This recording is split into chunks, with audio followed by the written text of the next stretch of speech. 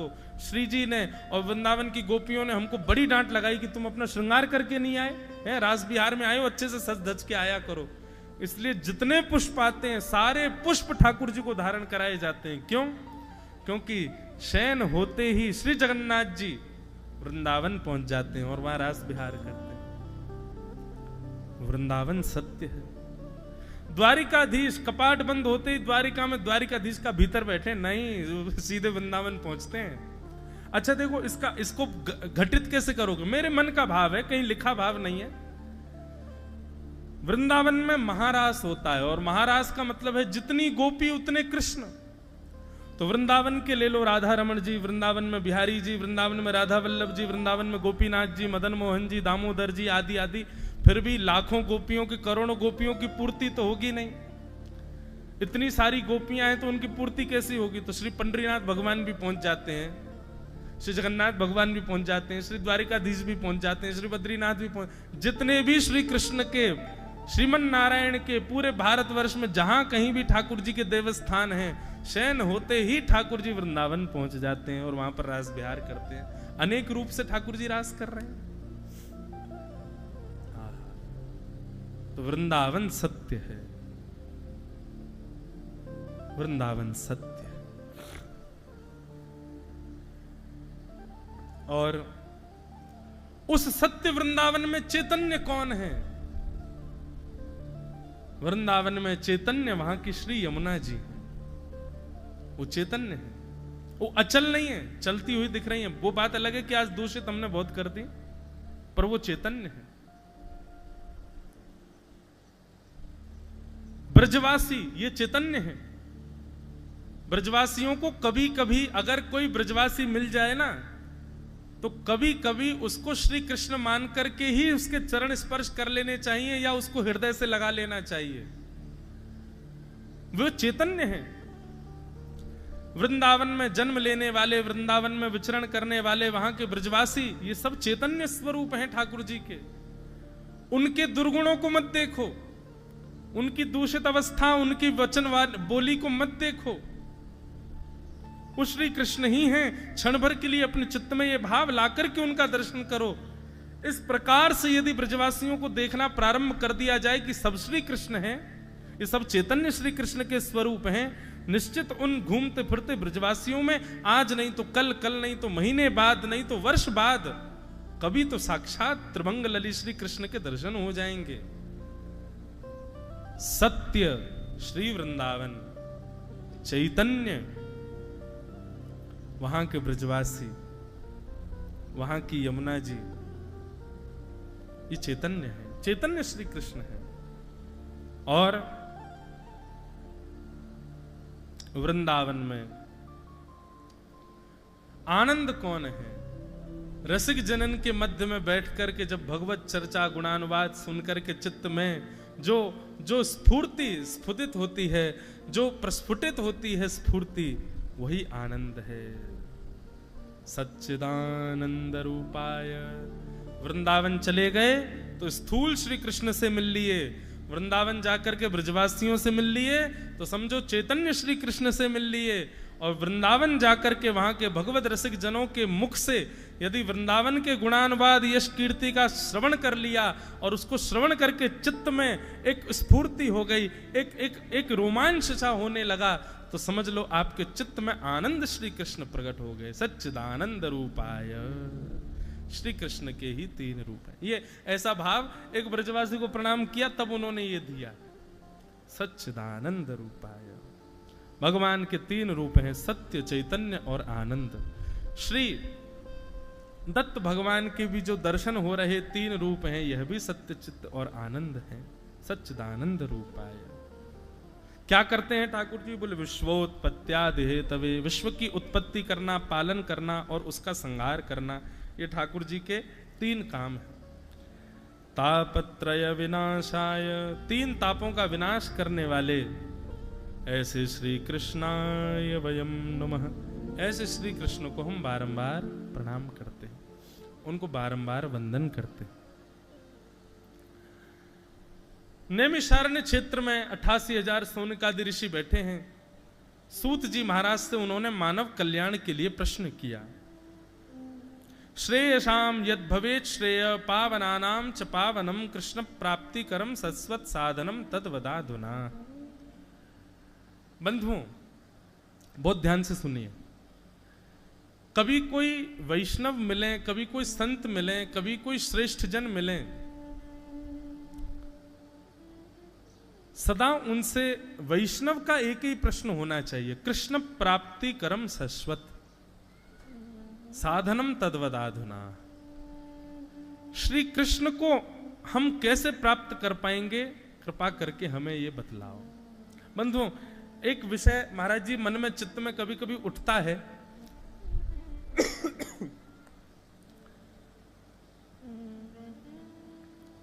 मानव कल्याण का उद्देश्य क्या है?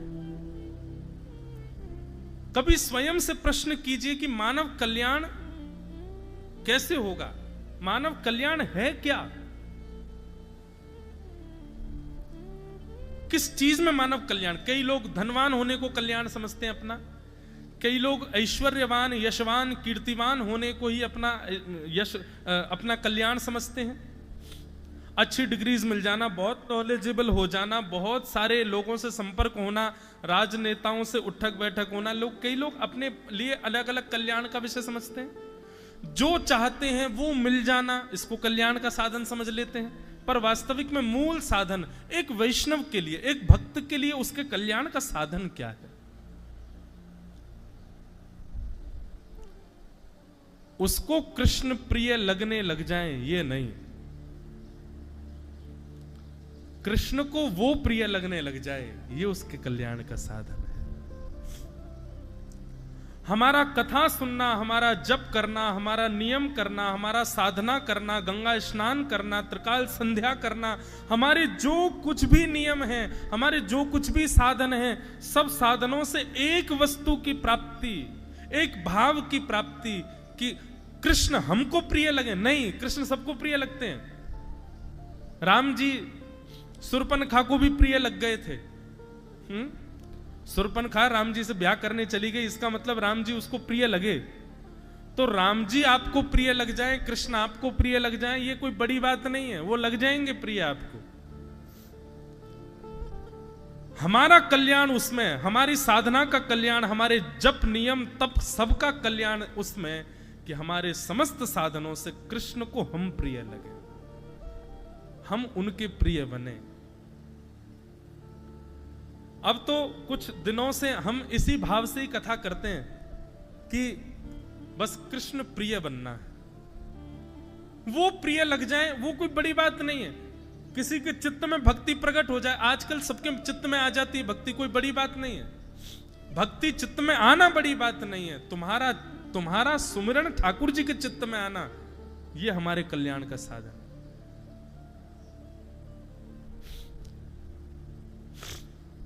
आज जब सुबह महाराज जी त्र्यंबकेश्वर जा रहे थे, हम विलंब हो गए यहां पर, फिर आज इतना ट्रैफिक, तो अब ऐसा नियम रहता है कि कहीं धाम तीर्थ क्षेत्रों में कथा करने जाते हैं तो प्रयास करते हैं कि जितने दिन रहें उतने दिन रोज दर्शन करने जाएं। पहली बार ऐसा है कि त्र्यंबकेश्वर नासिक में आकर के नित्य दर्शन, हम तो यहीं महादेव को देख लेंगे, पर मन में बार बार भाव आ रहा था, हे महादेव आप कैसे भी करके हमको थोड़ा समीप बुला करके दर्शन दे दो। आज हम आपके थोड़े समीप आ जाएं, तब समझेंगे कि आप हमसे प्रसन्न हो। आज महाराज जी मैं कहीं भी मंदिर में जाऊं ना, पहले कुछ सोच के जाता हूं। ऐसे रंग की पोशाक हुई तो समझ जाएंगे ठाकुर जी हमसे प्रसन्न है। आज ठाकुर जी ने ऐसी माला पहन रखी होगी तो समझ जाएंगे ठाकुर जी हमसे प्रसन्न है। आज यदि ऐसा ऐसा कुछ हो गया तो हम समझ जाएंगे कि ठाकुर जी हमसे नाराज हैं। ये पहले ही चिंतन में सोच के चला जाता हूं मैं। तो आज जब त्र्यंबकेश्वर जा रहे थे, खूब गाड़ी भगा रहे थे हमारे जो चालक थे कि समय से पहुंच जाएं, ठाकुर जी का श्रृंगार प्रारंभ हो जाएगा। फिर स्पर्श का सबको अधिकार भी नहीं है, पर महाराज जी की आज्ञा से सबने थोड़ा कहा तो बोले ठीक है, थोड़ा समीप से दर्शन हो जाएगा। तो जैसे ही मन में भाव कर रहे थे कि हे महादेव, यदि आप वास्तव में हमारे 1 मास की कथा सुनने आएंगे तो आज अपने गर्भगृह में बुला के हमको दर्शन देंगे, और यदि दूर से ही दर्शन करवा दिए, गर्भगृह बंद हो गया, तो हम समझ जाएंगे कि आप ये कह रहे हो कि तुम कथा सुनाओ, सबको सुनाओ, दत्त भगवान को सुनाओ, जाओ, हम नहीं आएंगे कथा में। पर जैसे ही मंदिर पहुंचे, पुजारी जी ने हाथ पकड़ा, लेकर के सीधे महादेव के सामने बैठा दिया, बोले लो महाराज। और एक मुद्रा, ये मुद्रा है त्र्यंबकेश्वर भगवान को प्रणाम करने की। इससे महादेव का स्पर्श, इससे नारायण का स्पर्श, इससे ब्रह्मा जी, तुरंत मुद्रा बनवा करके बोले लीजिए प्रणाम करो महादेव को। मन इतना आनंदित होने लगा मानो महादेव कह रहे हो। बोले अकेले नहीं आएंगे, पूरे परिवार सहित आएंगे कथा सुनने। 1 मास की कथा में खूब आनंद करेंगे, आपको हमने ही बुलाया है, खूब भाव से कथा सुनाओ, हम बड़े प्रसन्न हैं। अच्छा चलो ये हो गया। अब इसमें हमने ये सोचा हम तो वीवीआईपी बन के आ गए तो मिल ही गया। रुद्राभिषेक पूरा नहीं, 16 मंत्रों से यदि कोई जल चढ़वा दे महादेव के ऊपर, तो हम समझ जाएंगे कि नहीं, महादेव पूरी मोहर लगा रहे हैं कि मैं आऊंगा ही आऊंगा। हमारे साथ मंदर जी भी थे, कोई ऐसा क्रम पहले से नियुक्त नहीं था कि अभिषेक होगा, बस जल चढ़वा दिया था, पर 16 मंत्रों का उच्चारण नहीं किया किसी ने।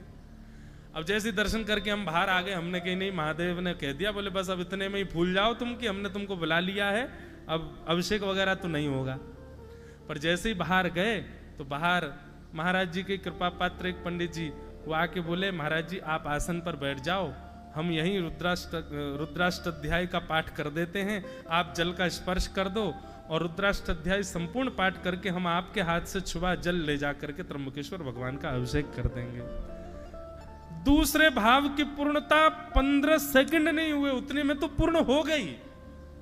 तुरंत मुझे बैठा करके कलश पकड़ा करके स्पर्श करा करके पूरा रुद्राष्टाध्याय 16 मंत्र, मैं तो 16 मंत्र सोच रहा था, संपूर्ण 8 अध्याय का ब्राह्मण देवताओं ने पाठ किया, हाथ से जल ले जाकर के त्र्यंबकेश्वर भगवान का अभिषेक किया। मानो मोहर लगा दी महादेव ने, बोले हम आएंगे आएंगे आएंगे, निश्चित आएंगे कथा। तो हमारा कल्याण किसमें है? हम कथा इसलिए सुन रहे हैं, हम इसलिए जप नियम तप साधन कर रहे हैं, हमारा कोई भी नियम हो वो इसीलिए है। कल से महाराज जी की आज्ञा से कुछ नियमों का पालन होगा, एक ही कामना है कि बस कृष्ण को प्रिय लग जाए, कृष्ण को भा जाए, हम कृष्ण के प्रिय हो जाएं, और कोई अभिलाषा नहीं चित्त में। यही मानव का कल्याण, एक वैष्णव का कल्याण का साधन है। इसी के लिए कथा सुनिए। सौनकादि ऋषियों ने नैमिषारण्य क्षेत्र में सूत जी महाराज से प्रश्न किया, श्रेष्ठ से श्रेष्ठ मानव कल्याण का साधन बताइए।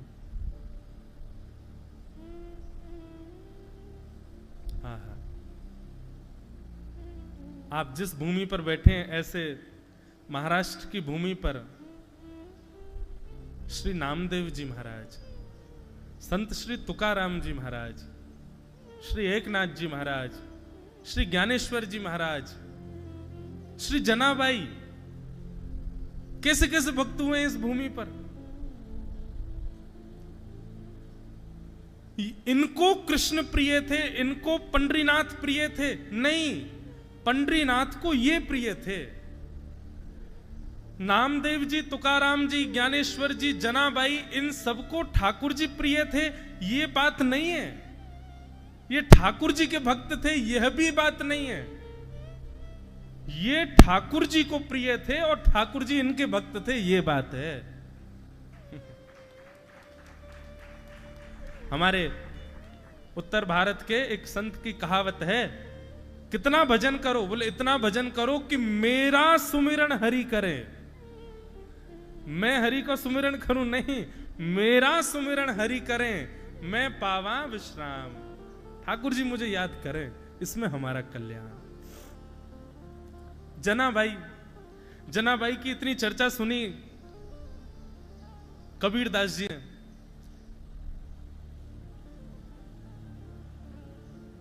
भोपाली। तो श्री जनाबाई की इतनी चर्चा सुनी कि बोले महाराष्ट्र में एक परम भक्ता है जनाबाई, ठाकुर जी की परम भक्त है।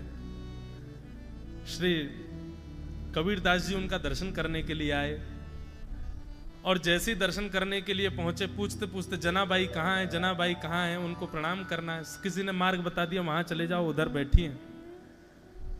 संभवतः उसी समय क्या देखा, जैसे ही कबीरदास जी का पहुंचना हुआ तो दो आपस में पड़ोसी माताएं एक दूसरे से लड़ रही थीं। मराठी भाषा में लड़ रही थी। अब हमको बोलनी तो आती नहीं, तो बताते कैसे लड़ रही थी। एक दूसरे से लड़ रही थी और किस बात पे लड़ रही थी, गोबर के ऊपले खींच रही थी। एक मैया कह रही थी ये मेरा है, दूसरी कह रही थी ये मेरा है, और भीड़ चारों तरफ खड़े होकर के देख रही थी। कबीरदास जी ने पूछा भैया क्या हो रहा है? बोले लड़ाई हो रही है। लड़ाई हो रही है, अच्छा ये सब छोड़ो, ये बताओ जनाबाई कहाँ है? बोले वो सामने जो कंडा खींच रही है वो जनाबाई तो है। वो जो गोबर का उपला खींच रही हैं और जोर जोर से चढ़ चढ़ के सामने वाली के ऊपर जो चढ़ रही हैं, बार बार मुष्टिक दिखाती हैं। क्या कैसे बोलेंगे मराठी? माझा कंडा। क्या गोबर के उपले को क्या बोलते हैं महाराज जी? हैं? गोबरी, माझी गोबरी। माझी मतलब मेरी। मराठी भाषा भी बड़ी अच्छी। मराठी भाषा में कहीं कहीं संस्कृत के शब्द आते हैं। माझे माहेर पंढरी आहे भीवरे तेरे। हमको एकाध अभंग भी महाराज जी गाएंगे ना, कथा में सुनाएंगे बीच बीच में। माझे बहन चंद्रभागा तकरे से पाप भंग,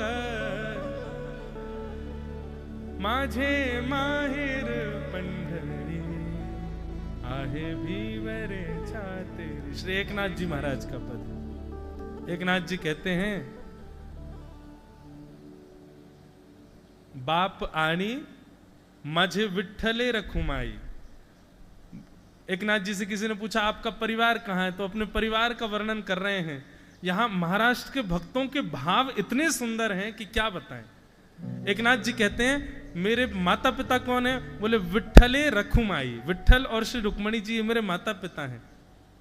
और बोले माझी बहन चंद्रभागा, चंद्रभागा मेरी बहन है। बोले कैसी बहन है? बोले जो सबके पापों को दूर करती है, ऐसी चंद्रभागा मेरी बहन है। अच्छा तुम्हारा मायका कहाँ है? बोले माझे माहिर पंढरी, पंढरपुर मेरा मायका है। एका जनार्दनी शरण, एका जनार्दनी शरण, एका जनार्दनी शरण। शेखनाथ जी महाराज ऐसा सुंदर भाव गाते। तो कथा चल रही जनाबाई की। जनाबाई लड़ रही हैं। कबीरदास जी बोले जनाबाई कहाँ है? बोले ये जो कंडा मांग रही हैं, माझी गौरी कहकर के जो खींच रही है यही है जनाबाई। कबीरदास जी बोले राम राम राम राम। इनकी इतनी प्रशंसा सुन के आया था मैं। ऐसी भक्ता, ऐसा नाम गान करती हैं, ठाकुर जी से इतना प्रेम करती हैं, इतना लाड़ लड़ाती हैं, ठाकुर जी का इतना स्मरण, ठाकुर जी इनके संग पल्लू पकड़ करके घूमते हैं। मैंने इतनी प्रशंसा सुनी। बताओ ये तो कैसी विषयासक्त माता है, हैं? गोबर की गोबरी के पीछे लड़ रही हैं, एक कंडे के पीछे लड़ रही हैं। कबीरदास जी के मन में संशय आ गया, ये भक्त कैसे हो सकती है भगवान की? तभी कोई बुद्ध पुरुष गया, उसने जाकर के, कबीरदास ही गए, कबीरदास जी जाकर के बोले मैया आप इतना भजन करती हो, इतना कीर्तन करती हो, इतनी बुद्धि नहीं आई आप में? बताओ गोबर के कंडे के पीछे लड़ रही हो? अरे छोड़ दो, गैया रोज गोबर करती है, फिर से थाप देना, दूसरे हो जाएंगे, काय को लड़ रही हो? एक आध दो गोबर उसने तुम्हारे ले भी लिए हो तो इसमें लड़ने की क्या बात है? जनाबाई बोली नहीं नहीं नहीं, ये वाला गोबर मेरा है, ये वाला गोबर का उपला मेरा है, वो वाला मेरा है, और वो कोने में जो पड़ा है वो वाला मेरा है। कबीरदास जी बोले तुमको पहचान कैसे कि तुम्हारी है? अरे गोबर के उपले एक जैसे दिखते हैं, तुमको कैसे पता कि तुम्हारे यहां की गैया का गोबर का उपला कैसा है? जनाबाई ने एक कंडा उठा करके दिया और कबीरदास जी से बोला इसको कान पे लगाओ। कबीरदास जी ने कान पे लगाया, बोले कुछ सुनाई दिया? बोले नहीं। अब ये मेरा कंडा है, इसको कान पे लगाओ। जनाबाई का कंडा जैसे ही कबीरदास जी ने कान पे लगाया, विठ्ठल विठ्ठल विठ्ठल विठ्ठल विठ्ठल, कंडे में से ही सुंदर ठाकुर जी का नाम गान प्रकट हो रहा था। श्री कबीरदास जी के नेत्र सजल हो गए, चरणों में गिर गए, मां मुझे क्षमा कर दो, मैं आपके रूप को नहीं जान पाया। अरे मैं तो सोच रहा था कैसी विषयासक्त माता, विषय भोग, विषय संसार की छोटी सी वस्तु के ऊपर लड़ रही है, पर आप तो ऐसी भक्ता हो कि विषय का स्पर्श कर दो तो वो विषय भी भगवान का भोग बन जाए, भगवान का प्रसाद बन जाए। आप तो वो मैया। ऐसी जनाबाई, ऐसे तुकाराम, ऐसे नामदेव, ऐसे एकनाथ, ऐसे ज्ञानेश्वर, कैसे कैसे भक्त हुए हैं इस महाराष्ट्र की भूमि में। उत्पन्ना द्रविड़ेशाहम वृद्धिम कर्नाटके गताम क्वचित क्वचिन महाराष्ट्रे गुर्जरे जीर्णताम गतः। भक्ति का जो परिचय है वो महाराष्ट्र में पली बड़ी है। इसीलिए हम भले ही उत्तर भारत से आते हैं, पर इस बात को हम स्वीकार करते हैं कि हमारे उत्तर भारत से कई गुना, कई लाख गुना श्रेष्ठ भक्ति का संचार महाराष्ट्र के वैष्णवों के हृदय में। सबसे बड़ी बात महाराष्ट्र के भक्तों में क्या है? दीन बहुत हैं, सरल हैं, सहज हैं। हमारे यहां भक्ति आती है आडंबर संग लेके आती है, लेकिन भक्ति वही श्रेष्ठ मानो जहां आडंबर ना आता, जहां पर ज्यादा प्रकाशित या प्रभावित होने की इच्छा ना आती हो, जहां पर सहज, सरल और दैन्य भाव आता हो, समझो वो भक्ति परिपूर्ण पुष्ट होके आई है आपके पास। और ऐसी भक्ति महाराष्ट्र के भक्तों में देखने को मिलती है। निश्चित माने हम तो यहां दीनता की भिक्षा लेने आए हैं आपसे कि हमको भी थोड़ा दीन बना दो, हम भी थोड़े सरल सहज आप लोगों की तरह हो जाएं।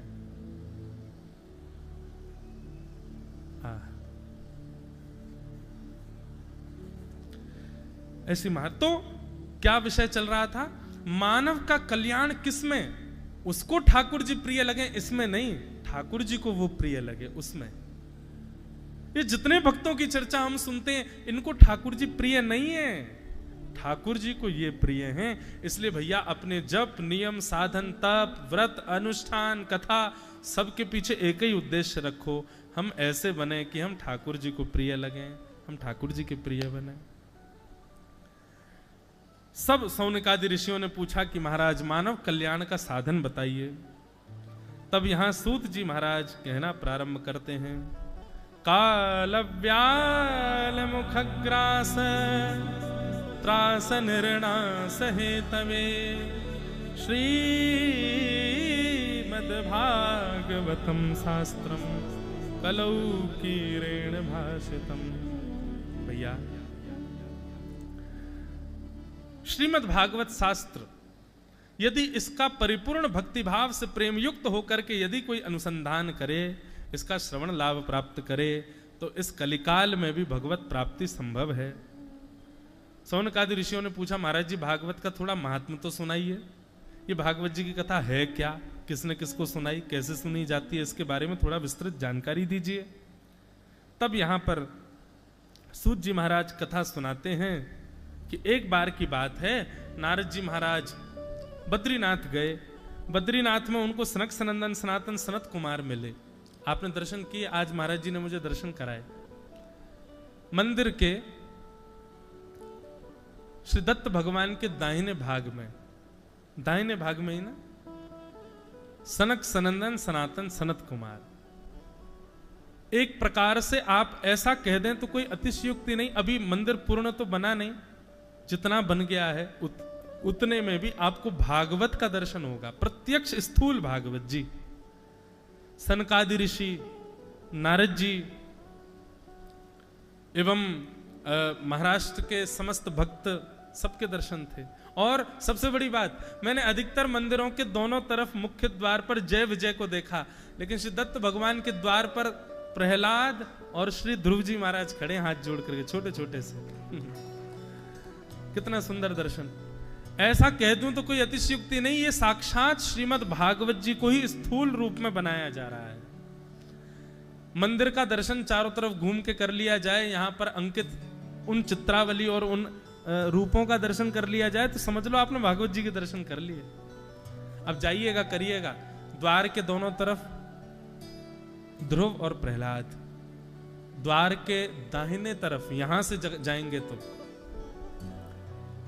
सनक सनंदन सनातन सनत कुमार, द्वार के पीछे तुकाराम, नामदेव जी, ज्ञानेश्वर आदि यहाँ के सब, उससे थोड़ा परिक्रमा लगा के और आएंगे तो एक तरफ नारद जी खड़े हैं। और कौन कौन है वो मैं भी दर्शन करके फिर कल और बताऊंगा, और कौन कौन है, कहाँ है, कैसे हैं। फिर दत्त भगवान के रूप का चिंतन करेंगे। 3 मुख हैं, पीछे गैया खड़ी है, 4 ग्राम सिन्न बैठे हैं साथ में, सबका रूप चिंतन होगा। त्रिशूल है, सुंदर, कैसे कैसे क्या क्या भाव है, सबका वर्णन करेंगे। तो महात्मा सुनाइए महाराज, ये भागवत जी क्या है। तब बताया कि बोले एक बार की बात है, नारद जी महाराज बद्रीनाथ गए। बद्रीनाथ में जाकर के उन्होंने सनत कुमारों को बताया कि बोले महाराज, अहम तुम पृथ्वीं यातो ज्ञात्वा सर्वोत्तमामिति, पुष्करम च प्रयागम च काशी गोदावरी तथा हरिक्षेत्रे कुरुक्षेत्रे श्रीरंगम सेतुवंधनम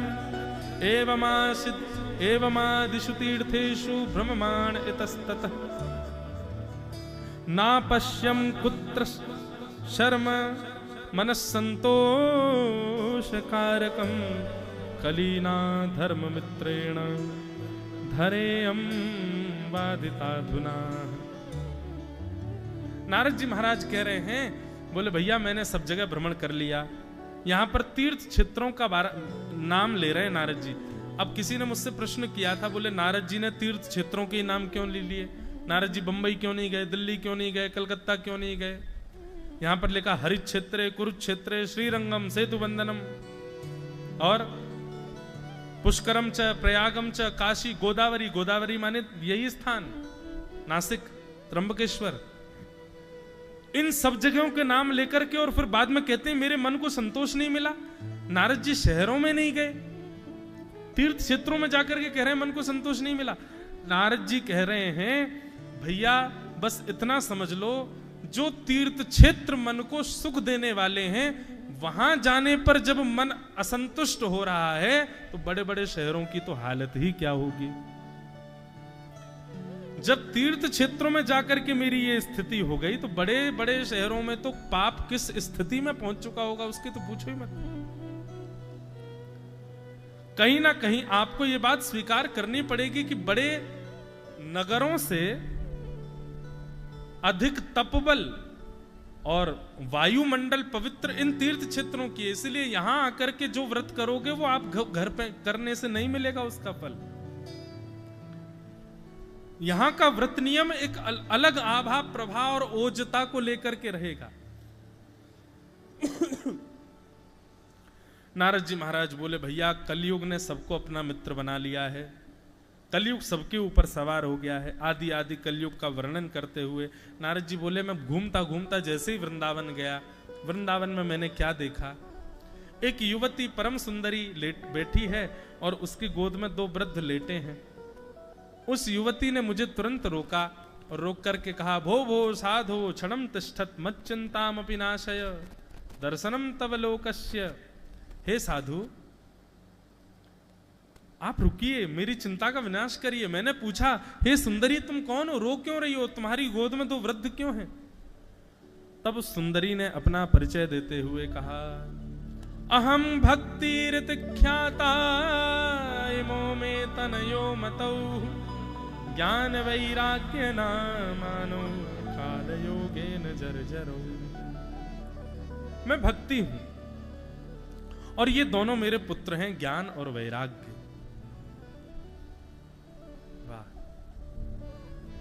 कलयुग के प्रभाव से मेरे दोनों पुत्र जर्जर हो गए हैं, जीर्णता को प्राप्त हो गए, पर मैं अभी भी नवीन एव बनी हुई हूं। क्यों? वृंदावन पुनः प्राप्य, वृंदावन आकर के मेरा स्वरूप तो नवीन हो गया पर मेरे पुत्र अभी भी वृद्ध हैं। क्यों? क्योंकि लोगों में भक्ति भाव प्रेम तो बहुत है, पर ज्ञान और वैराग्य नहीं है। इसलिए परंतु एक बात सदैव याद रखिएगा, मां प्रसन्न तब रहती है जब पुत्र प्रसन्न हो। यदि आप स्वयं को भक्त कहते हैं, पर भक्त कहने के बाद भी कहीं ना कहीं आप विचलित हो, आप अपने चित्त से अस्वस्थ हो, आप कहीं ना कहीं आपकी बुद्धि कुंठित रहती है, असमंजस में रहती है, और आप अपने आप को भक्त कहते हो, तो निश्चित है कि आपकी भक्ति प्रसन्न नहीं है। और भक्ति की अप्रसन्नता का एक ही कारण है, ज्ञान और वैराग्य की शून्यता, उनकी सूक्ष्मता। भक्त का स्वरूप कैसा होता है? जहां ले चलोगे वहीं मैं चलूंगा, जहां ले चलोगे वहीं मैं चलूंगा। करताल बजा के गाओ, बड़े भाव से गाओ।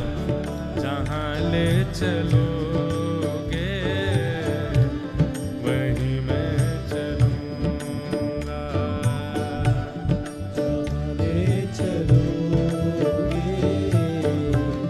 वहीं मैं चलूंगा। ओ जहां नाथ रख दोगे, जहां नाथ रख दोगे, जहां नाथ रख दोगे, जहां नाथ रख दोगे, ओ वहीं मैं रहूंगा, जहां ले चलोगे वहीं मैं चलूंगा, जहां ले चलोगे वहीं मैं चलूंगा। ओ जहां ले चलोगे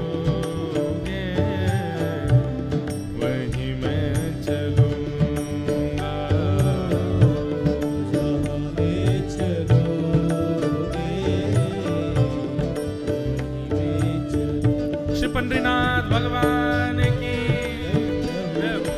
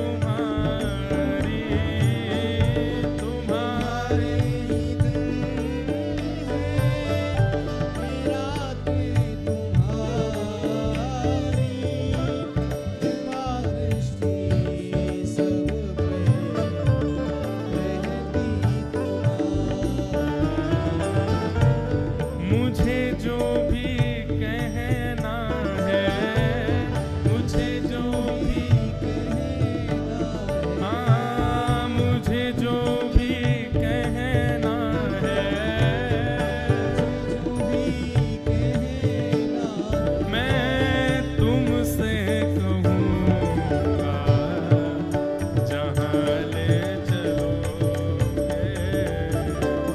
वही मैं चलूँगा, जहाँ ले चलोगे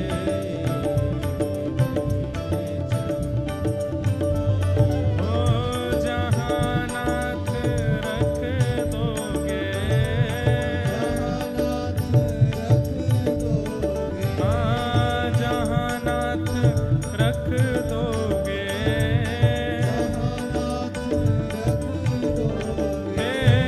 वही मैं रहूँगा, जहाँ ले चलोगे वही मैं चलूँगा, जहाँ ले चलोगे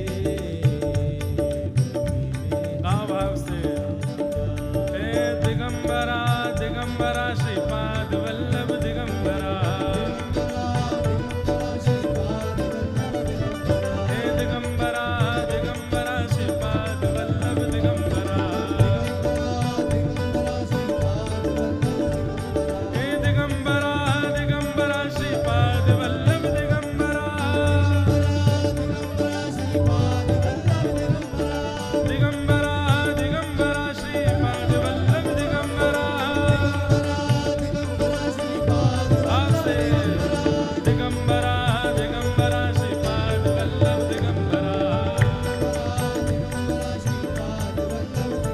हे दिगंबरा दिगंबरा श्रीपाद वल्लभ दिगंबरा, हे दिगंबरा दिगंबरा श्रीपाद वल्लभ दिगंबरा, हे दिगंबरा दिगंबरा श्रीपाद वल्लभ दिगंबरा, हे दिगंबरा दिगंबरा श्रीपाद वल्लभ दिगंबरा, हे दिगंबरा दिगंबरा श्रीपाद वल्लभ दिगंबरा, माझा विठ्ठल विठ्ठल विठ्ठल विठ्ठला,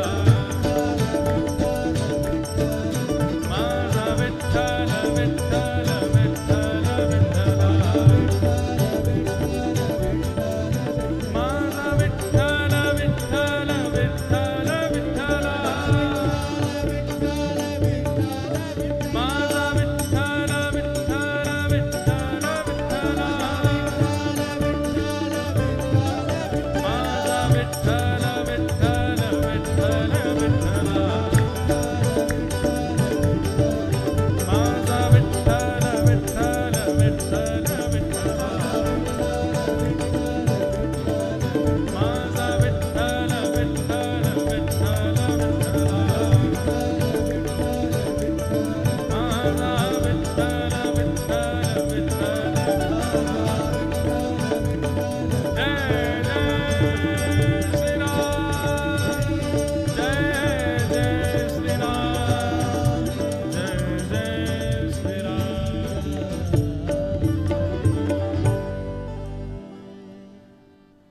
तो भक्त की कोई शिकायत नहीं होती, और भक्त कैसा होता है? यदि वो कुंठित है, विचलित है, भयभीत है, संकोच युक्त होना अच्छी बात है, भयभीत होना अच्छी बात नहीं। संकुचित है तो कोई बात नहीं, अच्छा है, संकोच तो गहना है, पर भयभीत नहीं।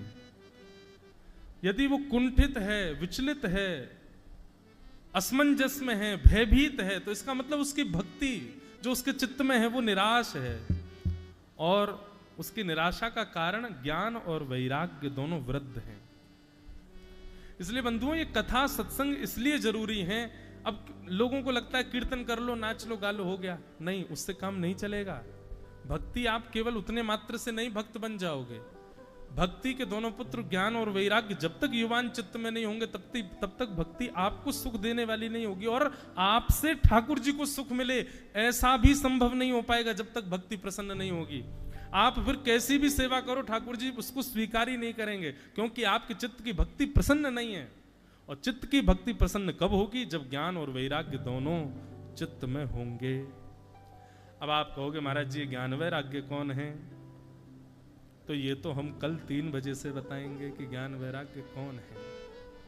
कथा का समय आज 6 बजे तक रहेगा। आज शोभा यात्रा थी, प्रथम दिन था, तो थोड़ा विलंब हुआ। कल 3 बजे हम बैठ जाएंगे यहाँ आकर के। और सुनिए, आप आओ तो वेलकम, नहीं आओ तो भीड़ कम। हम तो अपने श्री दत्त भगवान को सुनाने आए हैं। हमको पता है श्री अवधूत ठाकुर जी का वो स्वरूप सामने बैठ करके मधुर भाव से संपूर्ण कथा श्रवण कर रहे हैं। श्री त्र्यंबकेश्वर भगवान परिवार सहित कथा में विराजमान होकर के कथा सुनना। अच्छा, अगर आप कहो महाकालेश्वर भगवान परिवार सहित आए तो परिवार क्या होगा? शिव, पार्वती, गणेश जी और कार्तिकेय, उनके वाहन भी जोड़ लो तो नंदी हो गए, सिंह हो गए, मूषक हो गए, मयूर हो गए, कुछ 2-4 गण भी सुन लो, ये हो गया महाकाल भगवान का परिवार। लेकिन यदि कहा जा रहा है त्र्यंबकेश्वर भगवान परिवार सहित आ रहे हैं, तो त्र्यंबकेश्वर में सुन लो परिवार कौन है। महादेव और महादेव का परिवार, विष्णु और विष्णु का परिवार, ब्रह्मा जी और ब्रह्मा जी का परिवार, तो ये सब सहित यहाँ आ रहे हैं। वहां त्र्यंबकेश्वर हैं, तीनों ठाकुर जी एक रूप में विराजमान है। तो ऐसे त्र्यंबकेश्वर भगवान विराज रहे हैं, उनको हम कथा सुना रहे हैं। आज के मधुर प्रथम भाव को हम लोग यहाँ विराम देते हैं। कल ज्ञान और वैराग्य के परिचय से कथा का प्रारंभ करेंगे। फिर हम कल से 24 गुरुओं में से एक गुरु जो श्री दत्त भगवान ने उपदेश में सुनाए हैं श्रीमद् भागवत में, 24 गुरु, उनमें से प्रत्येक दिन या हो सकता है 2 दिन तक एक ही गुरु पर थोड़ी चर्चा हो। थोड़ा हम सोच रहे हैं उसमें आप लोगों को गृह कार्य भी दिया जाए। गृह कार्य का मतलब कथा के बाद आप लोगों को भी चिंतन मनन बना रहे। तो जैसे 24 गुरु हैं, एक गुरु से दत्त भगवान क्या बता रहे हैं कि मैंने क्या सीखा, पहले तो वो भाव सुनेंगे, फिर हम व्यासपीठ से बताएंगे कि हमें जो भाव लगता है हमने इस गुरु से क्या सीखा वो बताएंगे। फिर उसके अगले दिन आप लोगों को अपने मनस्थ से बताना है कि कल जो दत्त भगवान के गुरु के विषय में हमने सुना उससे हमने क्या सीखा, और आप जो सीखेंगे वो दत्तात्रेय जी के और हमारे भाव से अलग होना चाहिए। तो आपको ये गृह कार्य भी मिलेगा, और गृह कार्य जो अच्छे से पूर्ण करेगा वो उसको एक हमारी तरफ से उपहार मिलेगा। उपहार क्या है? यदि वो 10 डुबकी लगाता है तो 11 लगाएगा, एक एक्स्ट्रा डुबकी। गोदावरी जी में एक एक्स्ट्रा डुबकी उपहार के रूप में लो, हमने दे दिया आपको, एक लगानी है। तो एक गृह कार्य भी चले, 1 महीना है, थोड़ा आनंद आवे हैं, सुख मिले, इस भाव से हम लोग करेंगे। आप सब लोगों के चित्त में विराजमान हमारे श्री ठाकुर जी को बारंबार प्रणाम। हमारे गिरधर लाल जी भी पधारे हैं। हम तो सुबह मौन रहेंगे और स्पर्श में भी नहीं रहेंगे, पर मिलेंगे, पर हमारे लाल जी सबसे मिलेंगे। तो 11 बजे सुबह उनके दर्शन का भी समय रहेगा। शाम को भी ठाकुर जी का प्रसाद आदि ग्रहण के बाद आप दर्शन कर सकते हैं। ठाकुर जी भी यहीं बैठे हैं, कहीं जा नहीं रहे हैं। तो श्री दत्त भगवान का दर्शन, हमारे गिरधर लाल जी का दर्शन वह भी कर सकते हैं। आप सबको बारंबार जय श्री कृष्ण, जय सिया राम, जय श्रीमन नारायण। अवधूत चैतन्य श्री गुरुदत्त नमः पार्वती पतये हर हर। आइए भागवत जी की विश्राम आरती, कल से एक ही समय आरती होगी विश्राम में, और आरती में सब लोग अपने स्थान पर खड़े होकर मनोभाव से ही आरती कर लो भागवत जी।